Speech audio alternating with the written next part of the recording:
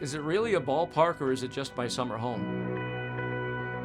Well, it's funny, the first time that I ever came to Salt Lake City was back in the mid-'80s when I was still doing every game home and away for a men's fast-pitch softball team out of Aurora, Illinois. The national championships were actually held here at the old Dirks Field. They actually skinned the grass off the infield and put the dirt down and made it into a softball diamond with a temporary outfield fence. And I can remember watching Larry Miller warm up on the sideline. I think this ballpark is spectacular. I mean, there isn't another ballpark in this league that has an upper deck like this. It's very unique, but the view is just spectacular here, and you want to come here every day. The green trees beyond the outfield berm, and the berms itself, that was kind of a new thing when this ballpark opened up in 1994. When you walk into a ballpark the first time and see the immaculate green grass out there, that's what gets you going. At least it gets me going each and every time I walk into the ballpark.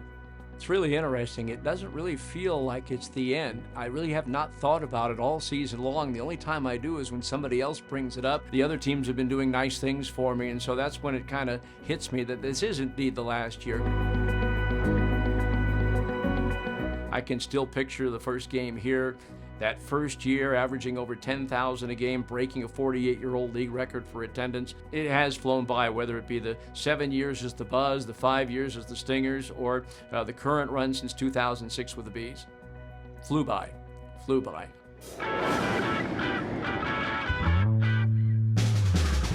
Just an amazing place to grow up and be in the midst of the second largest city at the time. I didn't spend a whole lot of time in the different neighborhoods being a suburban kid, but I mean, each neighborhood had its own special identity that was, second to none. June 25th, 1963, White Sox were playing the Yankees. My dad didn't like baseball, but he loved drinking beer with his buddies, and my mom made him take me. Sellout crowd. Floyd Robinson for the White Sox hits a home run in the 7th inning that leads them to a 2-1 win. Comiskey Park was the only place in America where fireworks were shot off after a home run. And so at that point, I was an impressionable 8-year-old and I was hooked. When you came home from elementary school and junior high in Winnetka, Illinois, you had to wait for the Cubs game to finish. And what Jack Brickhouse was doing as the play-by-play guy kind of got me interested in the whole idea. And the more I watched, the more I thought, that would be a great job, especially if I grow up and can't hit a curveball. And so when I was 10 or 11 years old, I was able to sell Christmas cards door to door and earned enough points to buy my first tape recorder. And I would go to sections where no one was sitting and practice. I prepared for each and every game no differently than if I were doing a fill-in for the Angels or back in 1981 when I did the Illinois Little League Championship Tournament. I want to give it my best every night because the people listening deserve it.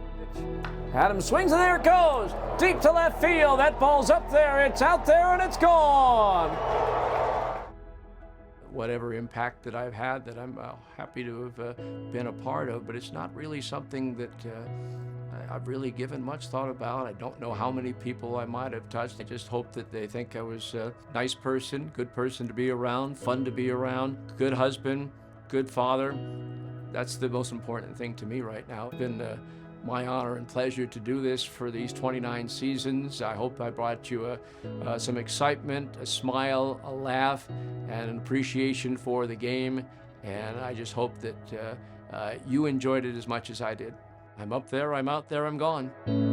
I'm Steve Klauke. Enjoy the rest of your evening, and so long for the ballpark.